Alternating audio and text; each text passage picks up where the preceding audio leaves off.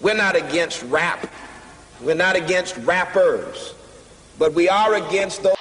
Something big about to happen. I hear the beat tapping. We some fly rhyming felines rapping on the track. Better yet, grab a gat, cause we hot like Enzo. Doors closed, windows up, cause that's the way we like to ride. Windy City hitting. Check mic 1 2 1 2. We live, baby.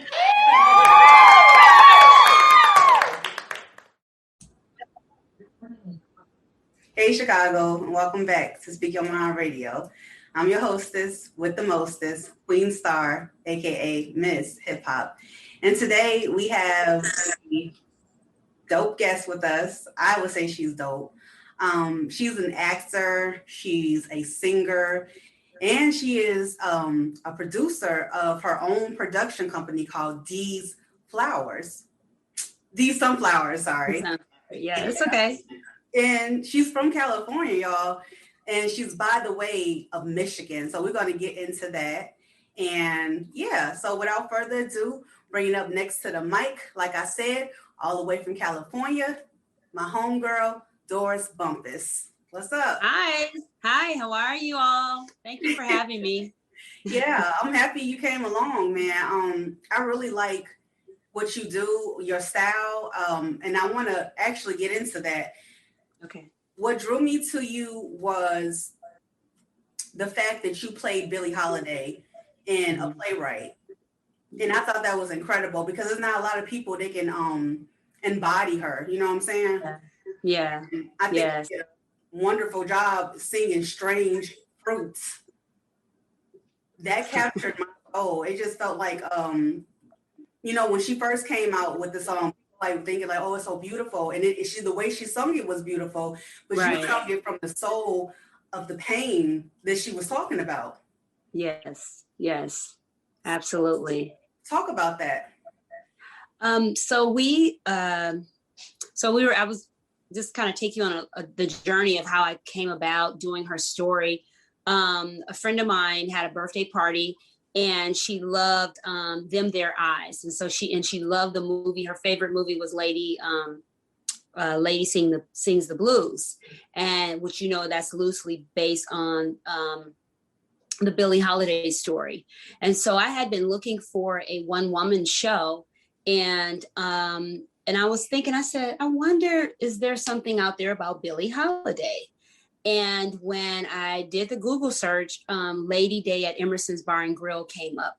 And Audrey McDowell, who is Broadway's royalty, was the person that starred in that particular stage play. And it was done, like I said, in New York. And they ended up doing like a film of that particular show.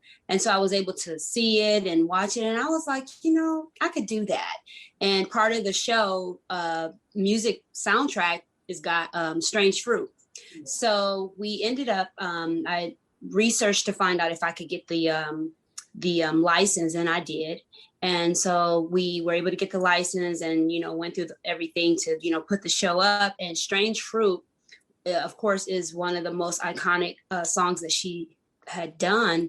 And so we had a really good run. I did the show in 2018, 2019. And so my musical director, who was also my Jimmy in that particular production, he said, why don't we just produce the song? Because he kind of did his own arrangement. Both of us come from gospel background. Yeah. And what I loved about working with him is, his approach to the music was, there's only one Billie Holiday. Yeah. So you are a singer within your own right. You just need to tell the story.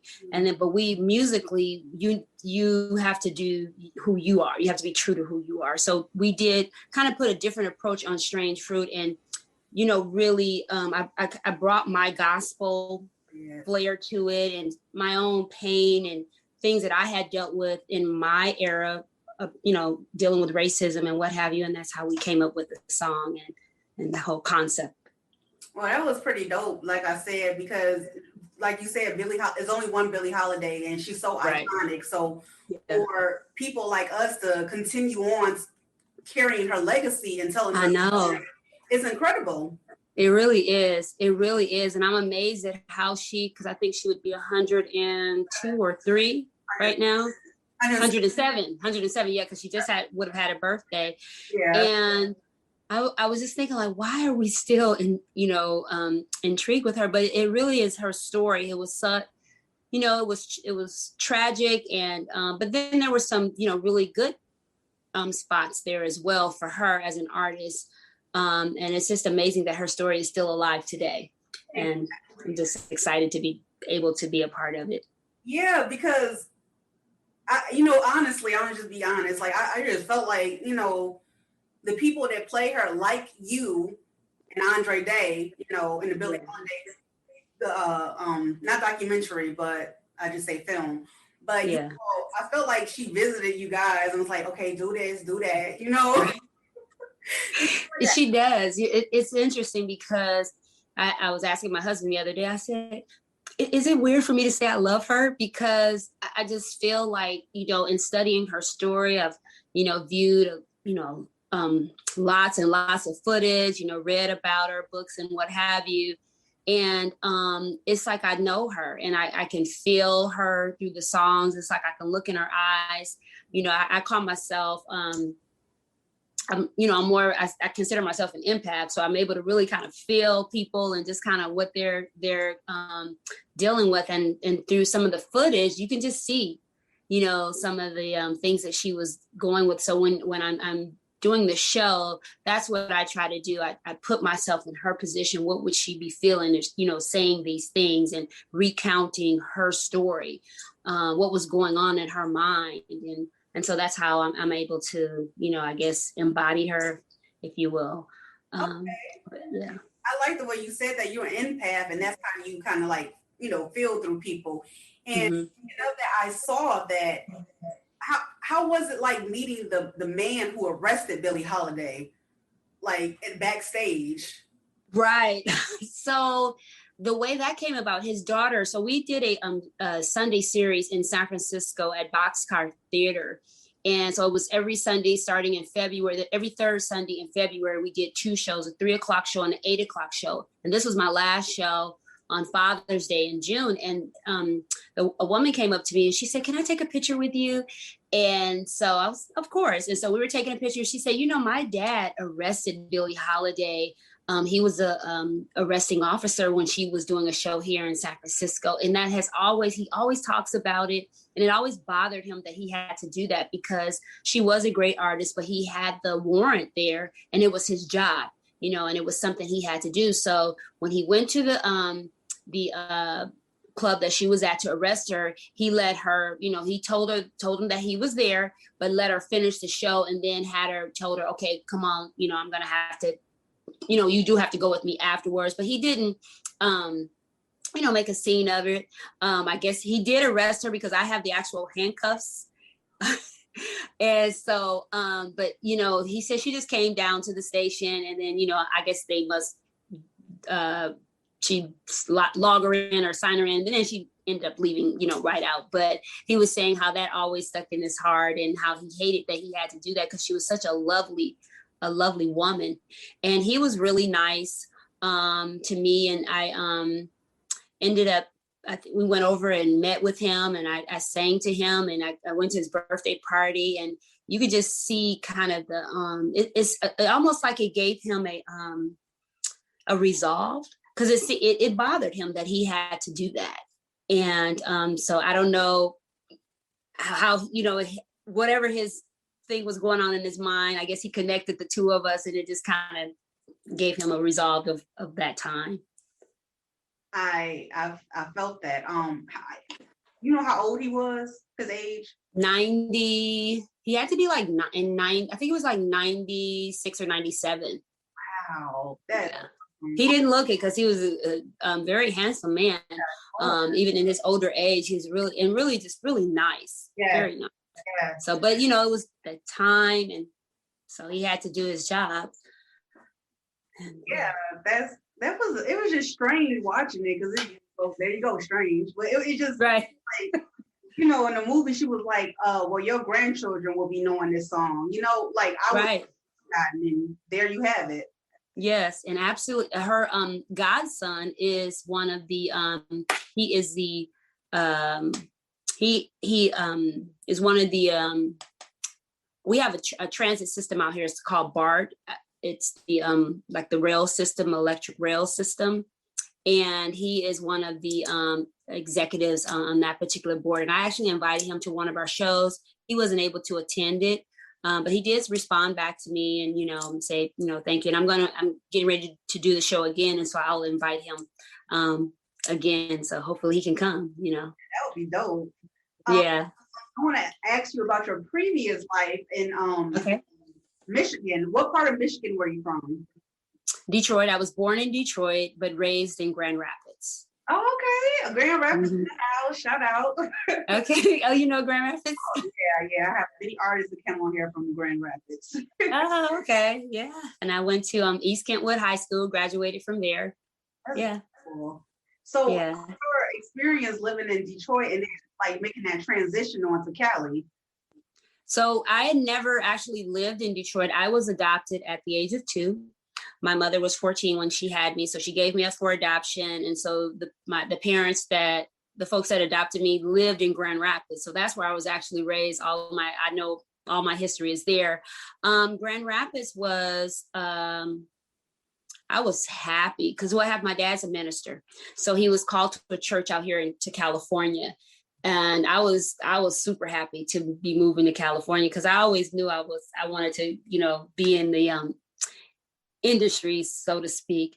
And we ended up, so we came out here right after I graduated from high school, and I went to LA and college and what have you. And it was an interesting transition, but it worked well for me because I love California. And so I went to school in Southern California for about a year or so, and then I came back to the Bay Area, and I've been here ever since. But I was glad to be away from Grand Rapids. I'm sorry, I have family there, but California is home to me. I definitely feel that. Now talk about the first time you had the epiphany to start your production company, because that's interesting. You're an owner.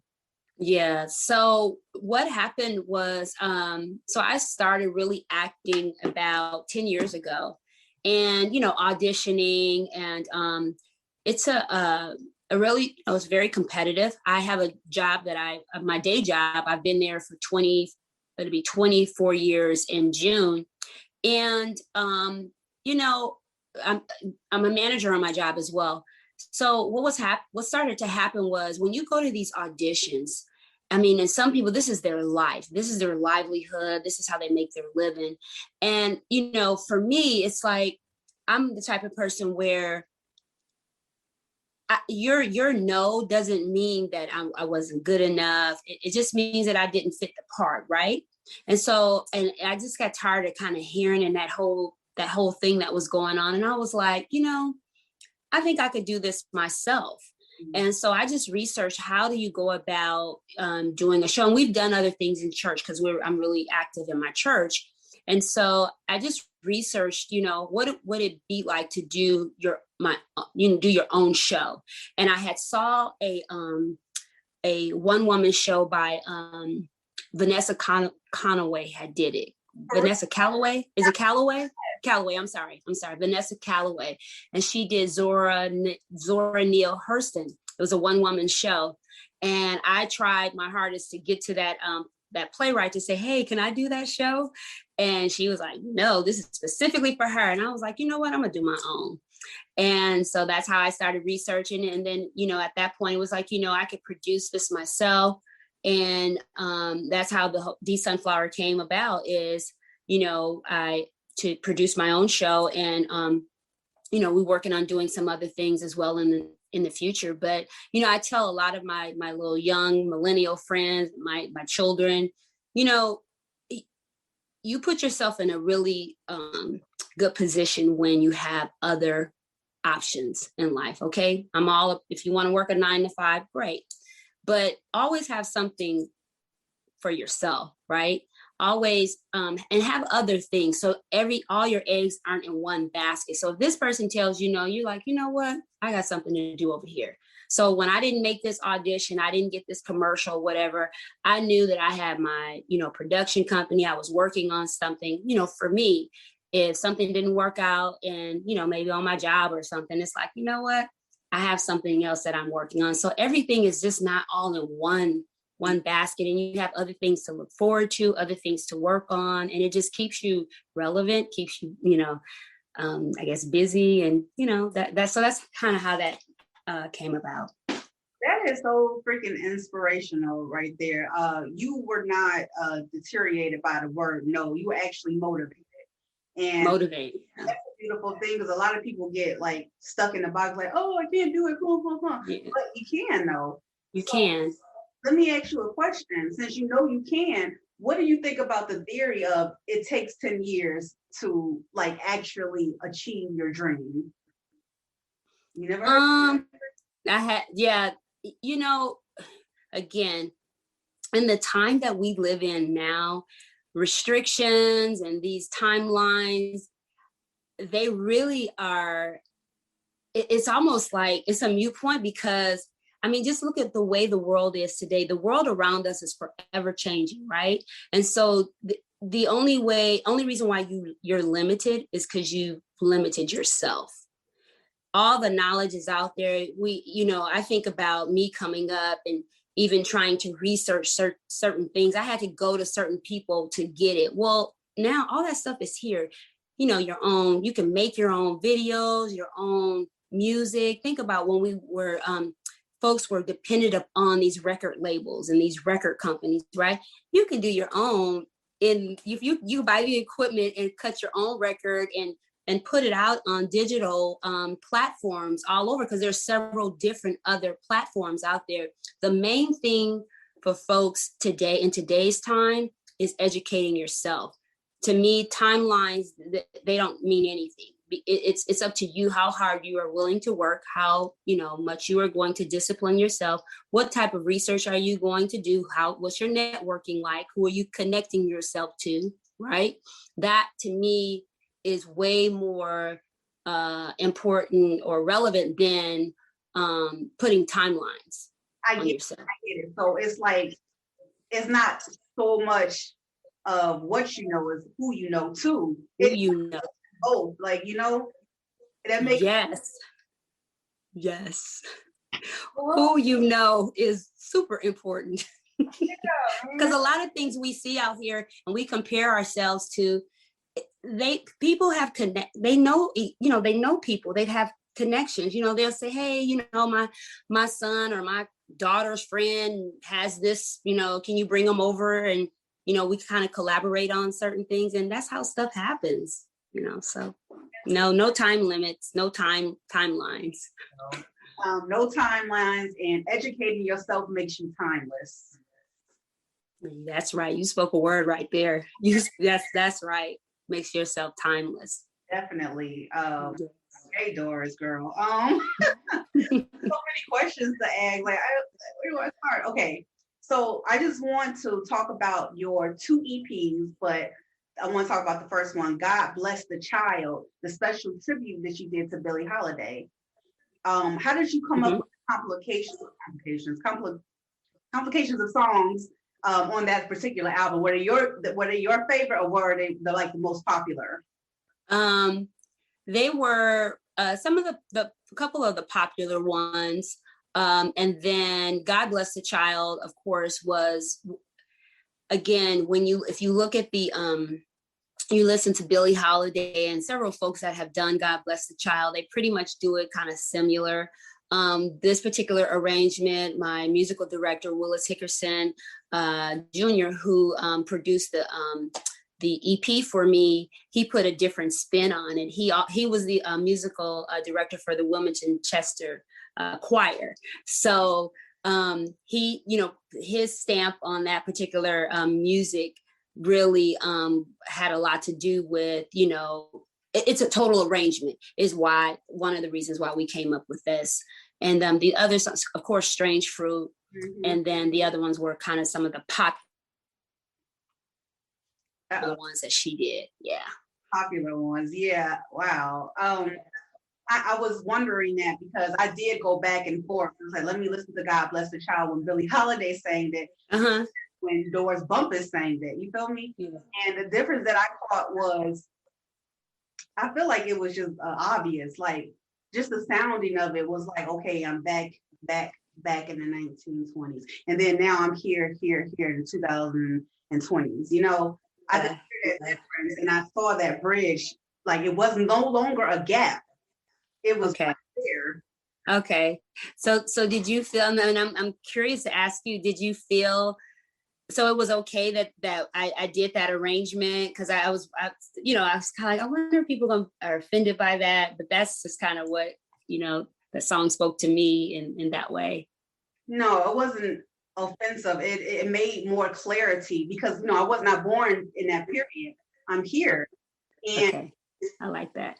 I like the fact that you even chose that song, God Bless the Child, because that song was iconic in its own way too. Maybe not as popular, so to speak, as the others, like Strange Fruit, but he was talking about her mom, like, you know what I'm saying? Like, her mom was like, I can't keep giving you money, right. And she was like, okay, Billie had that attitude, man. Yeah. She said that she asked her mother for money and she told her no. And she said, well, to herself, well, God. It froze, Doris. Dang. God bless the child that has his own, basically. Oh no, I'm gonna have to stop it. Doris, can you hear me? Is you still in here? Guys, I'll be right back. I'm gonna edit this part, okay? Hold on. Stop. No, she's still in here. Invite. It is really sad. It might be my computer, y'all. I'm so sorry. My internet went out. Oh, that's okay. Yeah, we've been going in and out with ours as well. Really? Yes. Well, it's just not an Illinois thing. No. I'm just trying to get rid of this so I can see everything. What the heck? Upgrade? No, I'm not upgrading. Okay, 1 second, Doris, because it's not even. No problem. I don't know what the heck. Okay, well, anyway, I just can't see myself. I can see you, and it's still recording, so that's perfect. Okay. Okay, so let me go on to my next questions. Like I said, the arrangement itself was just a beautiful piece, Okay. And you definitely paid homage to Billie Holiday, definitely, Okay, good. I'm glad. You're welcome. Let me ask you a question because you did a lot of plays, sis. The play I want to ask you about is for colored girls who considered suicide at the end of the rainbow, Lady Brown. That part. That was really that was a challenge for me because so the director that I worked with, Terrence Ivory, he actually is the first person that kind of gave me my shot in this whole world of acting. He was doing The Wiz, and that's how I did The Wiz with him. And he was a professor at this community college, and so they were doing for colored girls. And so he cast me for the Lady in Brown, and it was interesting because I was the oldest one there, and that particular piece has a lot of monologues. And so that was really my first experience with doing monologues. And it was interesting. And but the fact that I was able to get through it was a neat experience. And then the young ladies that I did the show with, they were phenomenal. And just working with them and their energy just really inspired me to just continue on and know that there is a place, continue to know there is a place and in this particular field, for me, and that I can work with any age group, any demographic, I can work with them. So it was fun. It was a really intense piece. I think the Lady in Red, hers was the most dramatic piece. So I'm glad. At first, I wanted that, but I'm glad someone else had to do that, because that was a lot of gripping emotion on that, into that particular character. Lady Red, that's the one that was. That's Janet Jackson. Yeah, that was. I think that was that. No, that was Yeah, you're right. Kim. Was it Kimberly Elise? Yeah. I can't remember. Yeah. That was where the baby, her baby was. Yeah, that one. It was just really, really intense. I know I'm talking like I did it before too. I mean, I was. Oh, you did? Okay. Yeah, I was. What was Who I? are you? In Yellow. Oh, Yellow. Oh, Yellow. Okay. Okay. That was fun too. Oh my gosh, that's crazy. Because you had like to do the part, and I had to like go back and forth. I'm like, oh my god. Yeah. Oh, so you do plays too. Yeah. I've done it Cool. now, but it's cool though to act and stuff. Yeah, absolutely. Absolutely. Okay, so I don't want to keep staying on the music, but I do, because I want to talk about your other EP. God, no, we already did that one. God, He Will Take Care of You. Mm-hmm. That was, I was listening to it last Sunday as well, and it just filled my heart right here. Like, it just, like, yeah, this is it. This is where you're supposed to be. You know what I'm saying?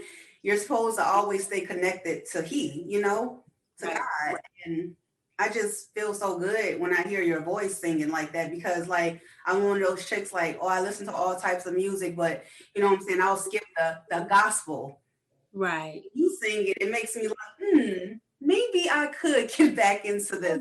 The COVID goes away, I'll go back to church, Yeah, yeah.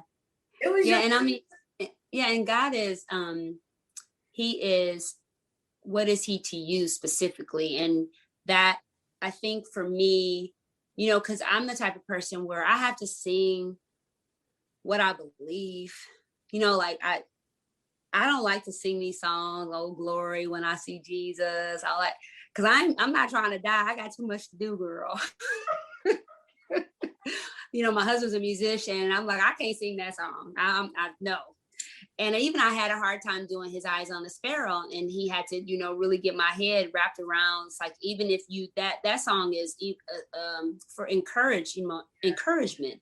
People feel so low sometimes and so alone and so much in pain till they just want to die, right? Well, that song is that if God can keep the little bird in the air, right?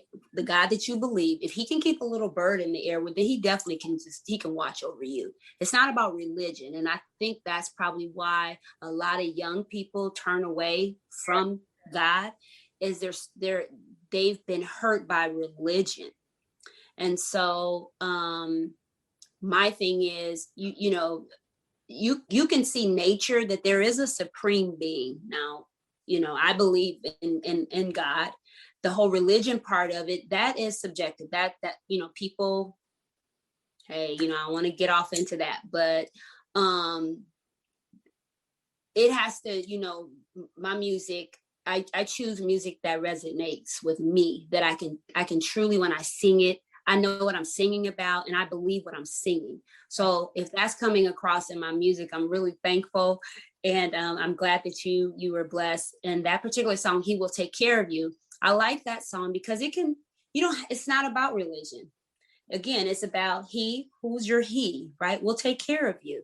No matter what it is, no matter what you're going through, He will take care of you. Even if you think like, I don't know, just know that someone's right there. They're watching you. They got you, and it may seem impossible, but he'll take care of you. Yeah, Doris, that was a beautiful testimony, because you were right. A lot of young people are shied away from like going to church and being super religious and stuff, but you don't have to be super religious in order to believe in something. Right. Whoever your God is, then go with that. You know what I'm saying? Somebody's right here, like you said. Yeah, He's watching. Yes. So good. Yeah. Cool. Okay, I want to ask you not one more question, but another question. How do you go about casting for your different productions? Okay. We we post and casting notices or what have you, and go through an audition process. And sometimes things that we would do, we kind of know, like one thing I did before, you kind of knew what you wanted, who you wanted to work with, and you may do a piece around that for them, that would feature them. And so we just go through the normal, casting process. Like with my particular show we did, because the musical director was in charge of all the music, he was the one that got the band members and what have you for that part. That's cool. Now, what's the youngest cast member you've ever worked with? Not in my production, but in The Wiz, I think she had to be about 7 or 8. Wow. Yeah, and you should see her now. She's so beautiful. She was a little girl, and even though I was Dorothy, she was one of the little munchkins. so but it was cool working with them though. Yeah. That's so cool. Okay, so overall, like, what has been your favorite production that you produced? Well, the Lady Day at Emerson's Bar and Grill is the favorite, and I guess that's kind of selfish because of it was me, but specifically me. But that particular thing is because I saw that one from A to Z. From the licensing, the funding, everything. And again, we're new and we're just starting, and so I'm hoping that my goal is I'm working with a brand strategist now and redoing my we're actually doing a website to really focus in, so I want to work with more creatives. I want to use our production company as an opportunity for other young creatives to put their dreams out there, to show them and help them produce. Help them get their work out there. Exactly. Exactly. So you're building basically your own entity, your own entertainment company. So like, have an idea, a playwright, and such, you can come to Doris the Sunflowers. Yes, and we will help you get it out there. Now let me ask you a question. Okay. Have you seen so far in the creative world another type of choral poem, like for girls who consider suicide at the end of the rainbow? Anything? I haven't, but I'm sure there is. There's so many different. Like we just saw this. San Francisco Playhouse just did a piece on. Oh gosh, I don't remember the name of it, but it was about a young girl who was she was after the Hurricane Katrina. She was in the Superdome, and she had been, violated there, and it showed you kind of what her life went through after that whole incident happened. I have to get the name of it, and I'll send it to you. But the playwright, young African American woman, she wrote this play, and it was a fantastic play, and I was able to view it virtually, and so that was really cool, because now theaters have been dark since 2000, since the pandemic. Many theaters are not haven't been doing anything, and a lot of them had to close their doors because they could not afford going through the pandemic. But this particular playhouse, they were able to do a virtual show, and so yeah, that was pretty cool. But yeah, I'll send you the name of that, because that was a really good piece. Yeah, I would love to see that. And speaking of doing virtual shows like we're doing right now, yes, you plan on doing any virtual shows? Yes, myself can go view you and see you do your thing. Yes, absolutely. I just got cast a 42nd Moon Street here in San Francisco. They just cast me to do Billie Holiday again at Lady Day or Emerson's Bar and Grill. And so folks can go on their website, 42nd Moon Street, and purchase virtual tickets to see the show. It will open May 8th. And it will run through, I think, to the end of the month. I think it's till like May 20th. It's actually on my page Let me just verify that really, really quick. Let's see. When is that? Oh man. Yeah, because it's going to happen. Why didn't I'm so sorry. I should have had that already out. Why can't I find it now? Because gosh, I'm sorry. I'm so sorry. Good, trust me. Yeah, so it's running May 8th through the 30th. Okay. And you can purchase tickets, and you'll be able to view it online. All righty then. Mm-hmm. That's going to be very interesting. Yeah, so it's not my production company is not producing it. 42nd Moon Street is doing it, but I'm very thankful that they, chose me to play the role though. So just based off the name of your production company, is your favorite flower a sunflower? Yes. Can you look? I have them sitting on my desk. I keep them little. Oh, I love. Yeah. I love sunflowers. Yeah. Why do you love sunflowers so much? Part of it is the yellow. Yellow is very calming. It calms me. The petals. Sunflowers are just warm. They're about life. They're about living, and I love them. Yeah, I don't know why. Yeah, it's love. That's beautiful. That's my favorite sunflower too. I mean, flower too. It is. Is it? Oh wow. Yeah, that's why I asked. Okay, so I found something very interesting about you. Now you go by this quote by Maya Angelou. Okay, Mm-hmm. and the quote is, "People, yes. People will forget what you said. People will forget what you did, but people will never forget how you made them feel." Yes, and I mean that right there. Because it is so important how, and the older I get, the more I'm in tune to that feeling, right?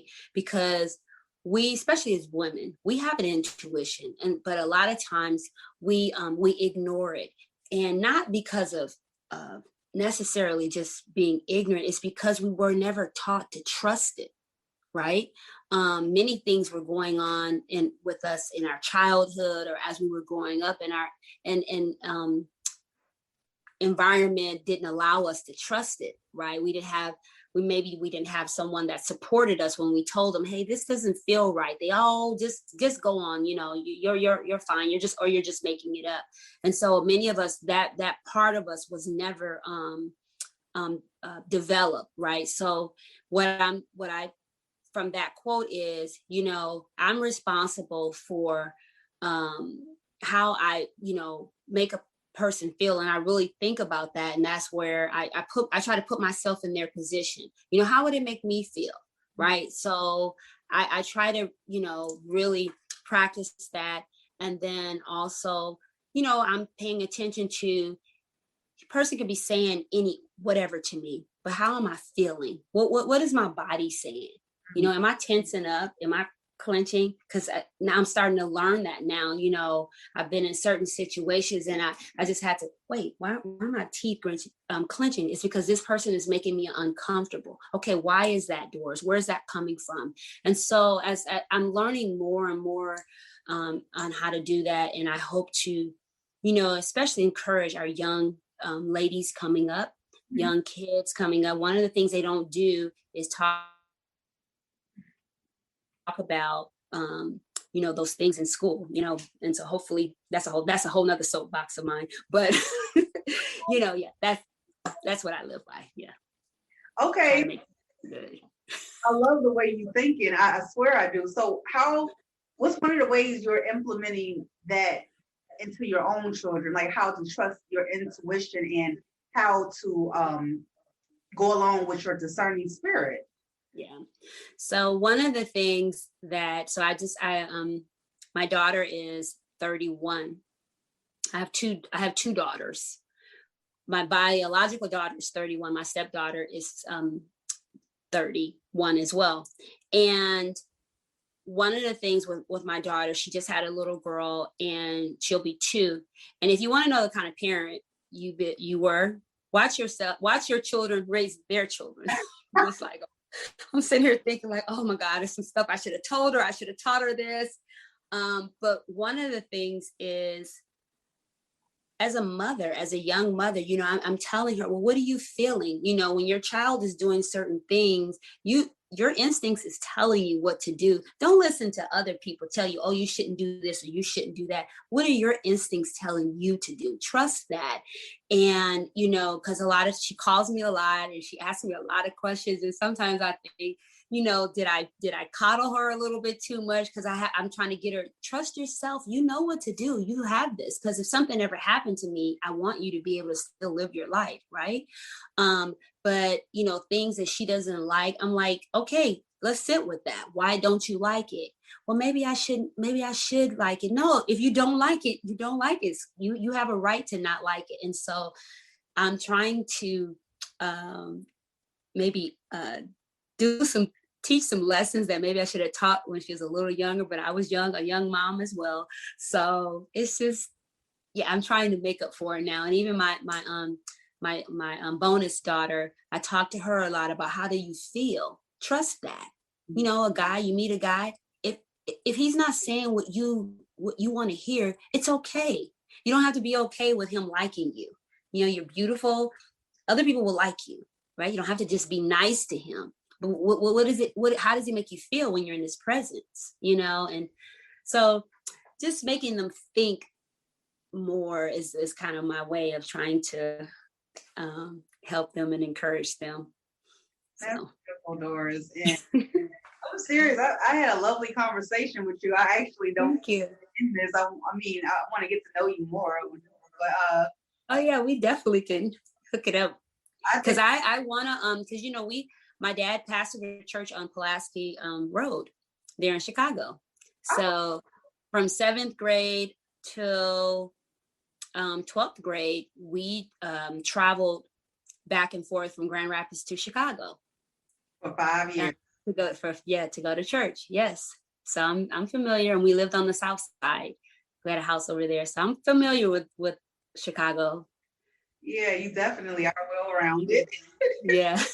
I'll just say that. Anyway, yeah. So, thank you, Doris, for thank you this blessing, because it's just really fun talking to you, man. It's just so fun. I love it. Yeah. Thank you so much, and hopefully we can connect again. And again, remember, folks can go to 42nd Moon Street and you know, get those tickets to view the show online. Thank you again. And thank you guys for tuning in. You can watch this on YouTube. Make sure you like, subscribe, and comment. And also can check this episode out on iHeartRadio, Amazon Music, iTunes, and Pandora, Spotify, and so many others. Wherever there's podcasts, then you can watch this. All right? Peace. All right.